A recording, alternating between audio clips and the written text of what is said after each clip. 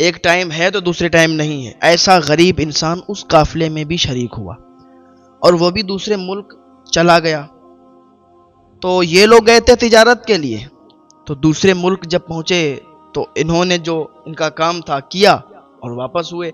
وہاں جو ملک تھا وہاں کی آب و ہوا بہت بہتر تھی، وہاں پر بہت زیادہ اچھا انتظام تھا اور بہت ہی اچھا علاقہ تھا، خوشبوؤں والا علاقہ تھا، پھول پودوں والا علاقہ تھا۔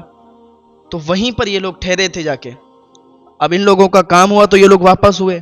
اب یہ تو ٹھہرا غریب انسان، اس کے پاس تو اتنی استطاعت نہیں تھی نا کہ اپنا کاروبار کوئی کرتا یا کچھ بھی، لیکن اس کو وہاں کی آب و ہوا پسند آ گئی۔ تو اس نے سوچا یار میں غریب ہوں، میرے پاس ایک شام کا کھانا ہے تو صبح کا نہیں، صبح کا ہے تو دوپہر کا نہیں، جیسے میں وہاں رہوں گا ویسے یہاں رہوں گا، تو کیا فائدہ ہے وہاں جا کے؟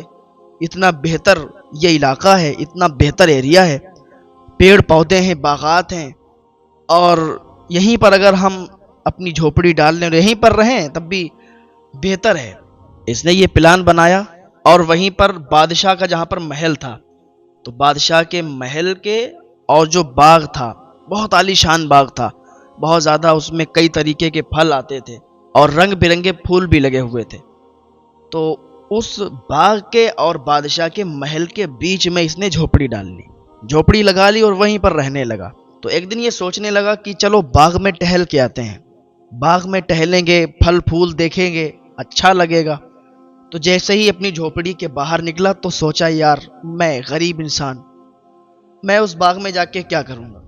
وہاں کوئی مجھے بھگا دے تو پھر بھی اچھا نہیں لگے گا۔ پلان بنایا تھا پھر کینسل کر دیا، پھر یہ اپنی جھوپڑی کے اندر چلا گیا۔ لیکن نیک تھا، پرہیزگار تھا، عبادت گزار تھا، ایسا نہیں کہ بھیک مانگتا رہے، لوگوں کے سامنے ہاتھ پھیلاتا رہے۔ غریب تھا لیکن عزت دار تھا، غریب تھا لیکن محنت کرتا تھا، مزدوری کرتا تھا۔ ایسا نہیں ہے کہ لوگوں کے سامنے بھیک مانگتا، ایک ٹائم کا کھانا تو کھاتا تھا، دوسرے ٹائم اگر نہ بھی ہوتا تو یہ نہیں کہ دوسرے کے سامنے بھیک مانگے، ہاتھ پھیلائے، نہیں، یہ عزت کے ساتھ کماتا تھا اور عزت کے ساتھ کھاتا تھا، جتنا کماتا تھا اتنا کھا لیتا تھا اور صدقہ بھی کرتا رہتا تھا اتنے میں سے جو یہ کماتا تھا، نیک تھا۔ تو بس اپنی جھوپڑی میں چلا گیا اور عبادت میں مشغول ہو گیا۔ پھر کچھ دنوں کے بعد اس نے سوچا کہ یار چلو چل کے دیکھتے ہیں، اب بادشاہ کا یہ ایریا ہے، سب علاقہ ہے، تو ایسے تھوڑی نہ کوئی بھگا دے گا، اور ہم جیسے غریبوں کو ہو سکتا ہے بادشاہ کے دل میں بہت رحم ہو۔ حالانکہ بادشاہ بھی بہت نیک تھا، بادشاہ بہت زیادہ نیک تھا، پرہیزگار تھا۔ تو اسی باغ کے اندر یہ غریب انسان جانے لگا۔ جیسے ہی باغ کے اندر داخل ہوا تو اس نے کیا دیکھا کہ وہاں پر کنیزیں، کافی کنیزیں ہیں، اور ان کنیزوں کے بیچ میں ایک خوبصورت حسین و جمیل خاتون، حسین و جمیل لڑکی بیٹھی ہوئی ہے۔ تو ایک دربان سے اس نے پوچھا، ایک سپاہی سے پوچھا، یہ لوگ کون ہیں جو یہاں پر ہیں، اور کافی خوبصورت حسین و جمیل یہ لڑکی جو بیٹھی ہے کون ہے؟ تو اس سپاہی نے کہا کہ تمہیں معلوم نہیں لگتا ہے، تم دوسری جگہ کے ہو، دوسرے ملک کے ہو، یہ بادشاہ کی بیٹی ہے، شہزادی ہے، اور یہ باغ میں ٹہلنے کے لیے آئی ہے، لہذا تم یہاں سے نکل جاؤ، اس سے بہتر ہے کہ بادشاہ کو پتہ چل جائے، بادشاہ کے وزیر کو پتہ چل جائے، یا اور سپاہی آ کے تمہیں یہاں سے باہر بھگا دیں، اس سے بہتر ہے کہ تم یہاں سے نکل جاؤ۔ اس نے کہا ٹھیک ہے میں جاتا ہوں۔ اس نے شہزادی کی طرف دیکھا، شہزادی کی طرف جیسے ہی دیکھا تو اس نے پہلے ہی نظر میں دیکھتے ہی دیکھتے اس کو محبت ہو گئی، شہزادی سے پیار ہو گیا، اور شہزادی کے خیالوں میں گم ہو گیا۔ سوچنے لگا کہ یا اللہ، یہ اتنی خوبصورت لڑکی، یہ اتنی خوبصورت شہزادی، کیا یہ میرے نکاح میں آ سکتی ہے؟ اے پروردگار، میری دعا کو قبول کر لے، اس شہزادی کو میرے نکاح میں دے دے۔ اب وہ وہاں سے واپس چلا آیا، ادھر اپنی جھوپڑی میں آیا اور اس شہزادی کے خواب میں گم ہو گیا۔ اس شہزادی کو ہر وقت تصور میں رکھتا کہ کاش کہ اس کے ساتھ میری شادی ہو جائے، کاش کہ وہ میرے نکاح میں آ جائے۔ اب اتنی جرات تو تھی نہیں کہ بادشاہ سے جا کے کہہ دے کہ اپنی بیٹی کا، شہزادی کا نکاح مجھ سے کر دو، اتنی زیادہ تو قوت تھی نہیں۔ تو ایک دن سوچ رہا تھا کہ یار میں تو غریب ہوں، کبھی بھی بادشاہ نہیں چاہے گا کہ میرے ساتھ اس کا نکاح ہو جائے، ایسا کبھی نہیں ہو سکتا۔ مایوس ہو گیا، لیکن پھر ایک کرن جاگی کہ ہے تو انسان ہی، بادشاہ بھی کوئی جنات تو نہیں ہے جو ایک دم سے وہ قتل کا وہ ارادہ رکھ لے گا اور قتل کا حکم دے دے گا۔ چلو چلتے ہیں، دیکھتے ہیں، جیسا بھی ہوگا دیکھا جائے گا، اللہ تعالیٰ دیکھ رہا ہے، اللہ تعالیٰ کی مدد ملے گی۔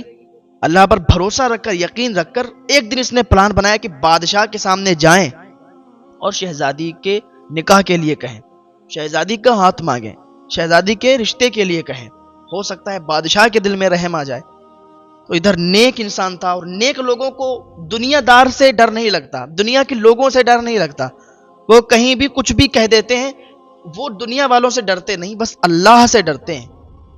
تو اس کے دل میں ڈر اور خوف تھا نہیں، سوچا کہ چلو شہزادی کے عشق میں جان بھی گوارا ہے، اگر مار دیا جائے گا تب بھی کوئی بات نہیں، کیونکہ اسے شہزادی سے عشق ہو گیا تھا، پیار محبت زیادہ سے زیادہ بڑھتی چلی جا رہی تھی۔ تو اب یہ محل کے اندر داخل ہوا، سپاہیوں سے کہا کہ مجھے بادشاہ سلامت سے ملنا ہے، بادشاہ سلامت سے میری ملاقات کروا دو۔ سپاہیوں نے کہا کس میٹر پہ بات کرنا ہے؟ کہا میری ان سے تھوڑی پرسنلی بات ہے، میں دوسرے ملک سے آیا ہوں، ایک فریاد لے کے آیا ہوں، اتنا کہہ دو جا کے۔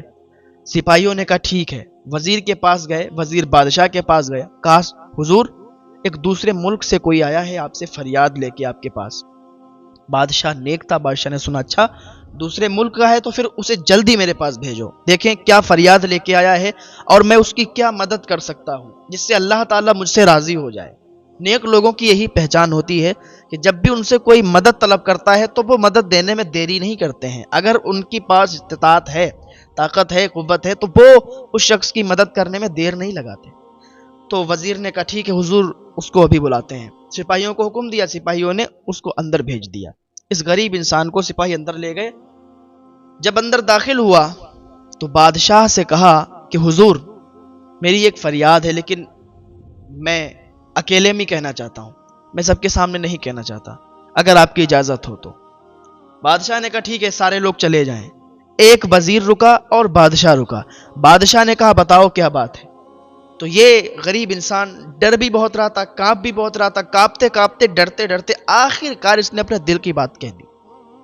کہا حضور میں ہوں تو غریب لیکن عزت دار ہوں غریب، محنت مزدوری کر کے ہم کھاتے کماتے ہیں، لیکن آپ کی بیٹی سے، آپ کی شہزادی سے مجھے پیار ہو گیا ہے، مجھے عشق ہو گیا ہے، میں آپ کی بیٹی سے نکاح کرنا چاہتا ہوں، میں آپ کی بیٹی سے شادی کرنا چاہتا ہوں۔ بادشاہ نے یہ سنا تو اسے غصہ نہیں آیا، عام لوگوں کی طرح اور لوگوں کی طرح اسے غصہ نہیں آیا، کیونکہ وہ بہت نیک بادشاہ تھا، بہت زیادہ نیک پرہیزگار بادشاہ تھا۔ اس نے کہا اچھا آپ نکاح کرنا چاہتے ہیں؟ بادشاہ نے تو کچھ نہیں کہا، لیکن جو وزیر کھڑا تھا، وزیر نے جب سے سنا اس کو کہ ایسی حماقت اس نے کی، شہزادی کا ہاتھ مانگ رہا ہے، شہزادی کے رشتے کے بارے میں بات کر رہا ہے، ایسا پھٹیچر، 2 ٹکے کا انسان، غریب انسان، اس نے کالر پکڑ لیا غریب انسان کا۔ وزیر نے غریب انسان کا کالر پکڑا، کہا تجھے شرم نہیں آتی؟ تو بادشاہ کے سامنے ایسی باتیں کرتا ہے، ان کی بیٹی کا رشتہ مانگنے کے لیے تو آ گیا؟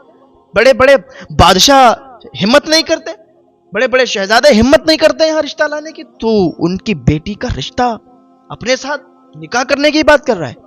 بادشاہ نے کہا ٹھہر جا یار، اتنا غصہ کیوں کر رہا ہے؟ بات تو اس نے صحیح کی، کوئی جرم تو نہیں کیا، کوئی غلط بات تو نہیں کی، اس کو چھوڑ دے۔ اس نے کالر چھوڑا، بادشاہ اس کو تھوڑا سا سائڈ میں لے گیا، کہا سنو اس نے جو کہا ہے اس کے طریقے سے بالکل جائز ہے، اس لیے کیونکہ اگر آپ کو کوئی پسند ہو، اگر کوئی لڑکی آپ کو پسند ہے تو آپ اس کے رشتے کے لیے آپ کہہ سکتے ہیں، اس کے نکاح کے لیے آپ کہہ سکتے ہیں، رشتہ بھیج سکتے ہیں۔ اگر آپ کو وہ پسند ہے، آپ اس سے شادی کرنا چاہتے ہیں، نکاح کرنا چاہتے ہیں، تو آپ کو اجازت ہے کہ آپ اس کے گھر والوں سے اس کے رشتے کی بات کریں، نکاح کی بات کریں۔ پھر وہ مانتے ہیں یا نہیں مانتے ہیں وہ ان کی مرضی ہے۔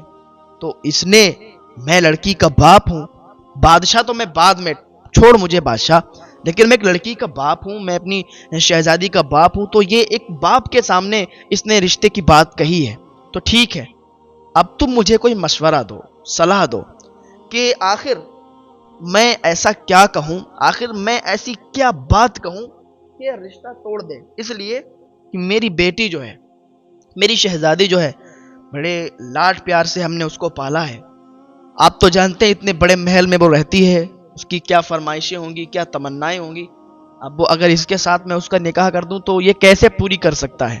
ذرا سوچنے والی بات ہے وزیر.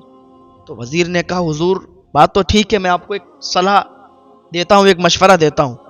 کہا بتاؤ کیا مشورہ ہے تمہارا؟ کہ جو اس کا دل بھی نہ ٹوٹے, میں چاہتا ہوں کہ اس کا دل نہ ٹوٹے اور یہ عزت کے ساتھ یہاں سے چلا بھی جائے, اور شہزادی کے جو نکاح کا اس نے ٹھان رکھا ہے, جو محبت اس نے دل میں بسا رکھی, یہ بھی دور ہو جائے.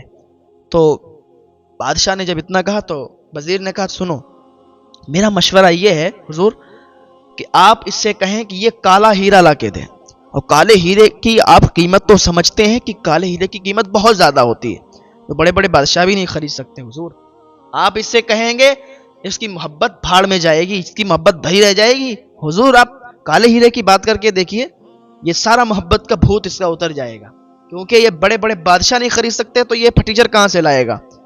کہا بات تو تمہاری ٹھیک ہے, چلو دیکھتے ہیں, ہو سکتا ہے کہ ہمیں اس سے چھٹکارا مل جائے, کیونکہ ہم نہیں چاہتے اس کا دل ٹوٹ جائے, اور دل توڑنے کی سزا بہت بڑی ہوتی ہے, کیونکہ اللہ رب العزت کا خوف اس کے دل میں تھا, اللہ سے ڈرنے والا تھا, یہ بادشاہ نیک تھا. کہا ٹھیک ہے. کہا سنو, آپ نے رشتے کی بات کہی, مجھے اچھا لگا, لیکن ہمارے یہاں کا یہ رواج ہے. وزیر نے کہا ہمارے یہاں کا رواج ہے, بادشاہ سلامت کہتے ہیں کہ بڑے بڑے بادشاہوں کے یہاں سے ہمارے یہاں پیغام آیا ہے, پیغام لائے ہیں وہ لوگ, رشتے کی بات کی ہے, لیکن سب کے سامنے یہی شرط رکھی گئی. سب نے شرط تو قبول کی, لیکن کھڑا کوئی نہیں.